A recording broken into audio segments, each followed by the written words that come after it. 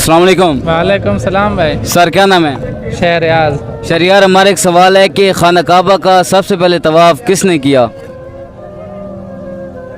नहीं। खाना काबा शरीफ है ना, जी जी देखे हुए है, जी। उसका सबसे पहले तवाफ किसने किया? तवाफ काबा सबसे पहले किसने किया? नहीं पता। सोचें थोड़ा सा।